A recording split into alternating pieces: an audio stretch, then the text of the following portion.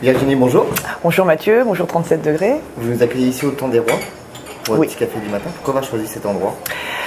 Parce que déjà j'aime bien ce café, j'aime bien l'ambiance qui y règne et puis, j'adore la place Plume et surtout la voir le matin, le lundi matin en tout début de semaine. En plus aujourd'hui on a encore un petit rayon de soleil et donc voir les cafés se réveiller le matin et voir la place aussi se réveiller, je trouve ça assez rigolo, j'aime bien.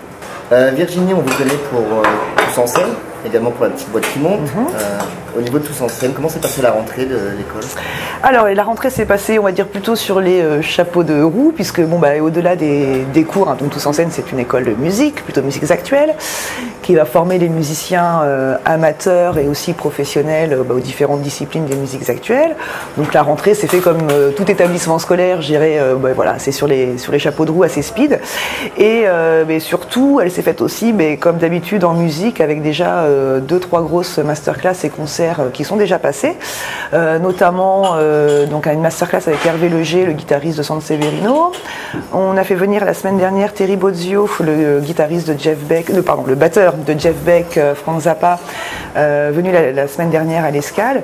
Et là, on va enchaîner avec une masterclass assez prochainement avec Olivier Carole de Belle l'Oncle Soul et de son projet solo Océa Kill maintenant. Le 10 décembre, on recevra Manu Evenot du groupe Trio. Et donc, on s'enchaîner toute une série de stages, masterclass. Donc, j'invite vivement tous les lecteurs de 37 degrés à venir jeter un œil sur l'agenda de Tous en scène pour voir un peu tous les artistes que nous allons recevoir toute cette année. On n'y manquera pas. Tous en scène, une école à portée nationale, rayonnement national. Comment s'est construite cette réputation Alors, Tous en scène a fêté ses 20 ans l'année dernière. Donc déjà, c'est quelque chose qui s'est fait vraiment au fur et à mesure du temps. L'actuel directeur, Gérard Kerijawen, est celui qui a monté la structure, lui-même en tant que musicien.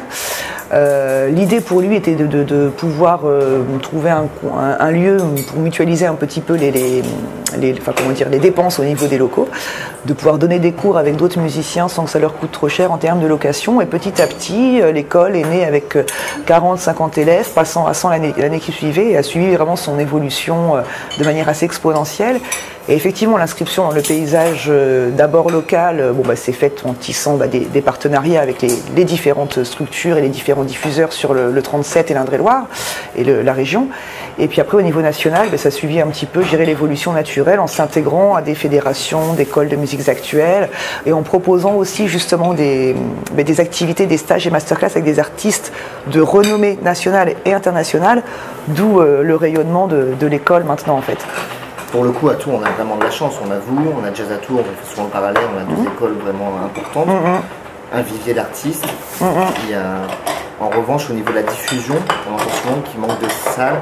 Quelle est la complexité aujourd'hui pour un artiste en voie de professionnalisation à Tours? Mais il est vrai qu'en dehors, il y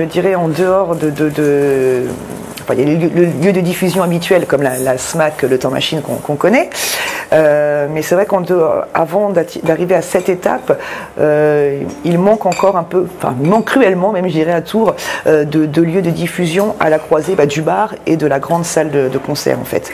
Et c'est vrai que pour un groupe en devenir et au niveau de la professionnalisation, le fait de jouer dans un bar, ça peut être sympa, ça peut être bien, mais pour peu qu'aussi le groupe soit un petit peu financé et payé, puisque tout travail mérite salaire, et que là on est plutôt en termes de l'égalité au niveau du droit du travail, c'est déjà une question.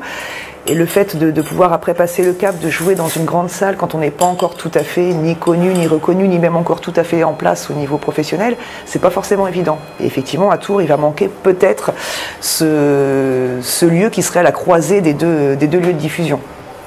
Alors je disais, on vous connaît également pour la petite boîte qui monte, donc structure qui accompagne notamment Sapiens Saint-Pierre, dont on a longuement parlé sur 37 degrés déjà. C'est vrai. Comment vous êtes arrivé à accompagner Sapiens Saint-Pierre via la petite boîte? Alors je dirais c'est tout simplement du fait d'une rencontre, vraiment voilà, j'ai rencontré ces deux artistes, notamment Gwendal qui était le porteur de projet, et par le biais d'un ami commun tout simplement, et en fait on a commencé à travailler ensemble et de fil en aiguille voilà, l'aventure a commencé, c'est-à-dire qu'il y a plein d'éléments sur lesquels on se retrouve, que ce soit en termes de goûts musicaux, de façon d'être, de façon de faire, c'est vraiment une super rencontre à la fois artistique, musicale et en termes après d'amitié, et donc du coup c'est ce qui fait qu'on a souhaité continuer à travailler ensemble de manière assez naturelle en fait, on ne s'est pas trop posé la question. Et c'est ce qui fait que du coup, je pense, c'est ce qui fait que ça tient, parce que voilà, c'est juste des liens forts et de confiance et et voilà, on a envie de bosser ensemble, quoi. C'est compliqué de passer de manager d'un groupe?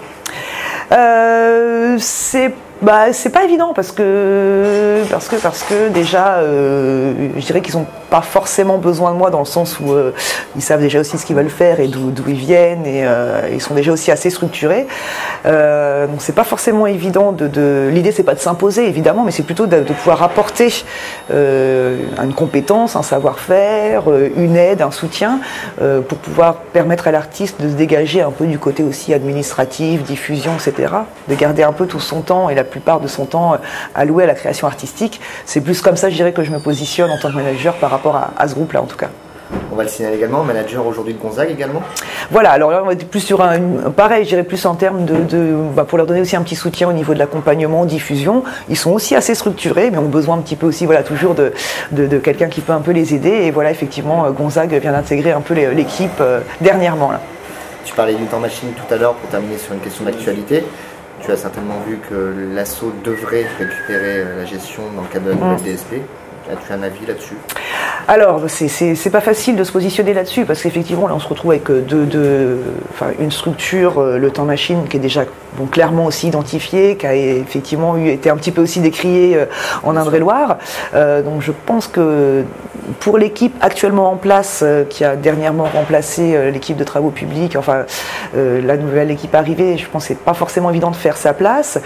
Je trouve à la fois aussi légitime qu'une structure comme l'ASSO Terre du Son, qui est une structure aussi clairement identifiée en Indre-et-Loire, puisse être partie prenante dans ce projet. Après, à nous de voir ce que ça va donner. Je pense que les deux structures en question sont relativement intelligentes, et l'idée, c'est, je pense, vraiment travailler en partenariat et en relation, en mettant à peu près aussi tous les acteurs locaux sur la table, en fait, hein, et je pense que ça devrait faire quelque chose de bon. Après, il y a toujours des structures effectivement qui vont être un peu peut-être laissées pour compte ou quoi. On ne peut pas contenter tout le monde, donc à voir ce que janvier 2016 va nous réserver par rapport à ça, quoi. Virginie, merci beaucoup. Merci beaucoup, Mathieu. On se voit bientôt. J'espère, à bientôt. Au revoir. Merci.